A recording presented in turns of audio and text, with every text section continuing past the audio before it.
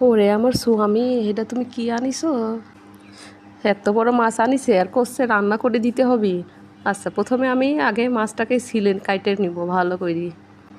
ভালো করে কাইটে নিয়ে ভালো করে কাইটে নিব। তারপরে মাছগুলোকে কলা দিয়ে রান্না করে দিব। আমার স্বামী আজকে পেট ভরে ভাত খাবে নি।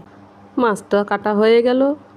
এখন মাছগুলোকে ধুয়ে নিব। ধুয়ে চলেন এবার রান্না করা যাক। লবণ হলুদ দিয়ে ভালো করে মাইখে রাইখে নিছি মাছগুলোকে। এখন কলাগুলোকে কাইটে নিব।